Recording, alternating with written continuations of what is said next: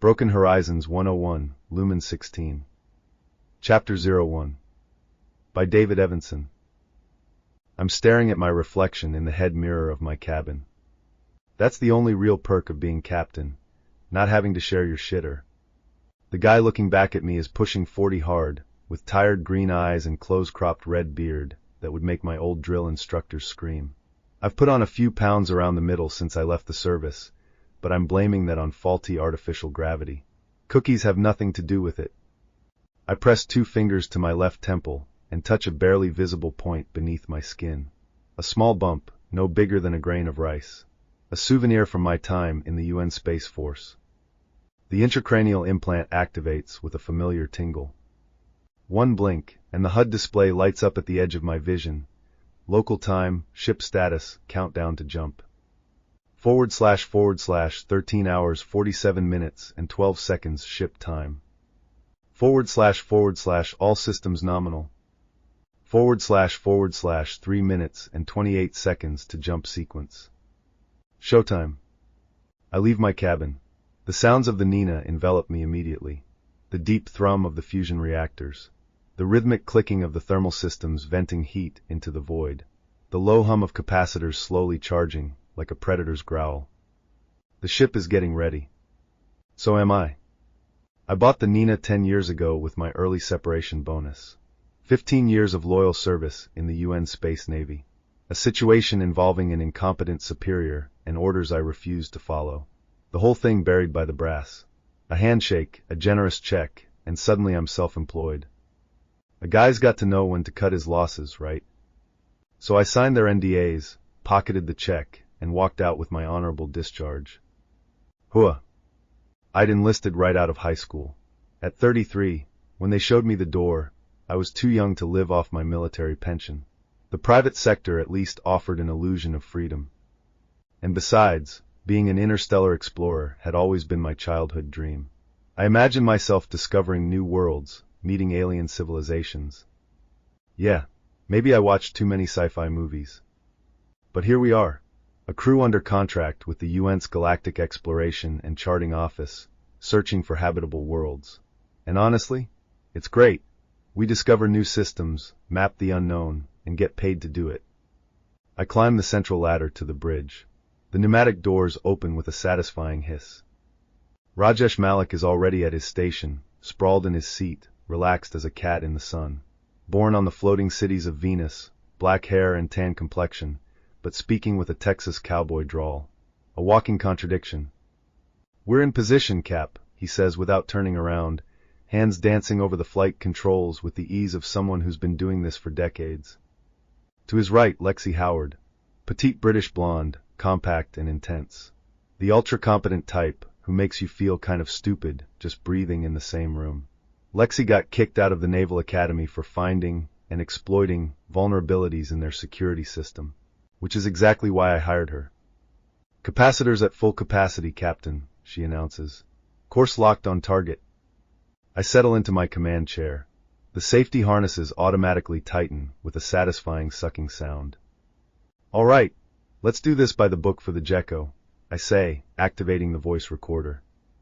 GCO, the Galactic Exploration and Charting Office.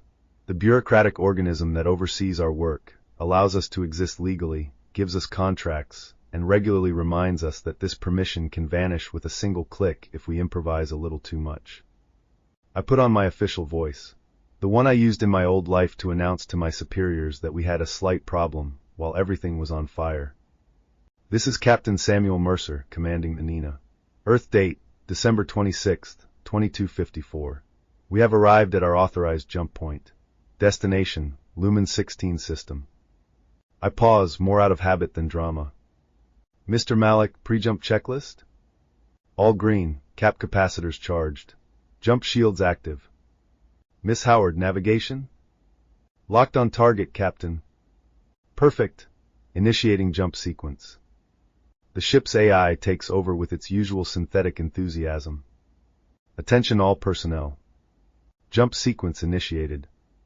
Please fasten your seat belts, return your seats to their upright positions, and stow your tray tables. Okay, it doesn't actually say the part about the seat belts and tray tables, but it would be so much more entertaining. I can almost hear it. The jump drive's hum rises from the deck. The vibrations travel through my legs, up my spine. It's like sitting on a washing machine during spin cycle, with a non-negligible risk of molecular disintegration if something goes wrong. Interstellar jumps are never comfortable. We're literally folding space-time. Physics doesn't like that. Neither do our stomachs. 3, 2, 1 jump. The world twists. My stomach climbs into my throat, says hello to my tonsils, then wham. Silence. The screens stabilize. A new star field appears. Luhman 16. 2 brown dwarfs burning softly in the void, indifferent to our arrival.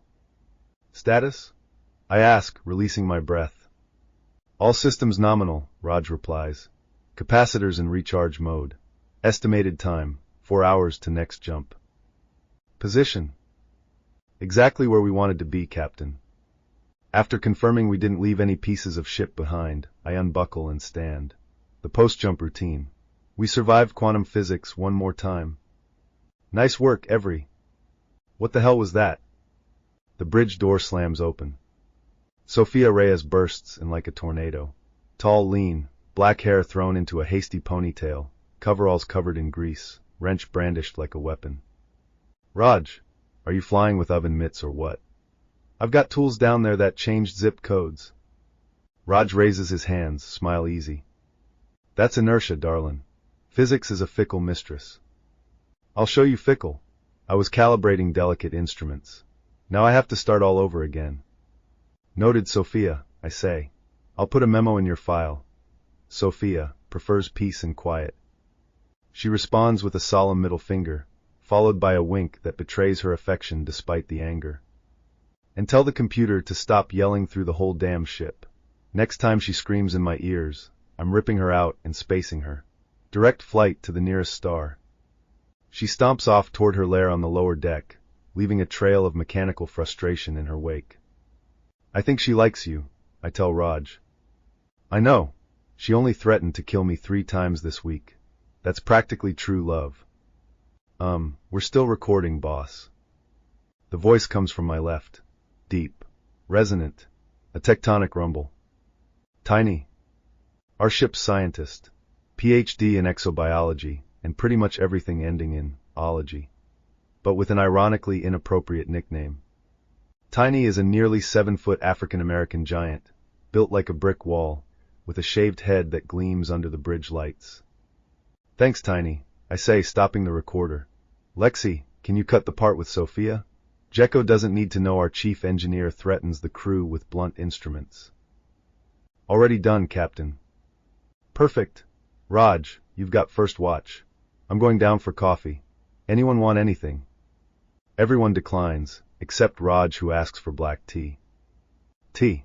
Should have known. Yeah, but our coffee tastes like diesel, Cap. Diesel has character. I head down the central ladder toward the mess. At the automatic dispenser, I insert a reusable bulb and select tea. In the machine's reflective surface, I see Tiny pass behind me in the corridor, heading down to the lower deck. He walks with a silent heaviness that makes the metal floor vibrate. I decide to follow him after making my own coffee. The machine shop smells of ozone and hot oil, a familiar scent that reminds me of my early days in the Navy. Tiny is bent over an exploration probe, his massive hands manipulating microscopic components with fascinating delicacy. Like watching a bear repair a Swiss watch. You got a minute, T? He looks up from his work. Always, boss. What's up? Nothing serious. I just wanted to know, how was it down there on Earth? He stops completely, sets down his precision tweezers carefully, and turns toward me. His face is calm, controlled, but his eyes tell a different story. The trip was long. The funeral, very military. You know how it is. I nod. I know. I've been to too many of those ceremonies. Speeches. Folded flags. Bugles playing taps. A small grimace crosses his face. They love their speeches in the service. My father would have appreciated it. Well, his kind of ceremony. Silence. Heavy. I'm not sure he would have appreciated my presence, though. But my mother needed me there. So I went. Why wouldn't he have wanted you there? He hesitates, rubbing his massive hands against each other as if trying to erase something invisible. My father never forgave me for not continuing the family tradition. My entire line has served in the military since World War II. My grandfather in Korea, my father in Vietnam and on Mars, my uncles scattered everywhere in between. He looks at his hands as if they belonged to someone else. That I went to school and ended up in the private sector, for him, that was betrayal. He never said it directly, but I saw it in his eyes. Every time we crossed paths. I know that weight. The one from unmet expectations. The one that gets stuck somewhere between your ribs. I step closer and squeeze his shoulder. It's like squeezing a tree trunk covered in muscle. Listen, T. Everyone's got the right to chart their own course, brother. You did what was right for you. And I'm telling you again because it's important. We're really glad to have you here. You're not just a crew member. You're home on the Niña. A shy smile, almost vulnerable, splits his imposing face. Thanks, boss. It's good to be back home. The real one. All right, stop bawling like little girls or I'm gonna have to do a hug round, and that'll be awkward for everyone. Sophia is leaning against the doorframe, a greasy rag in hand, an expression oscillating between amusement and tenderness. Sorry to interrupt your Brokeback Mountain moment, guys, but Tiny, I need your gorilla arms to move a recycling module. And you, Sam, your tea's getting cold. Raj is gonna whine that we're neglecting him. We all laugh. That's the Niña. A bunch of misfits and rejects who ended up forming something more solid than a regulation military unit. A family. Dysfunctional, loud, and slightly crazy, but a family nonetheless. I head back up to the bridge, warm cup in hand, smile on my face. The universe can watch us in silence all at once. For now, we're moving forward. And that's all that matters. Broken Horizons is a reader-supported publication. To receive new posts and support my work, consider becoming a free or paid subscriber.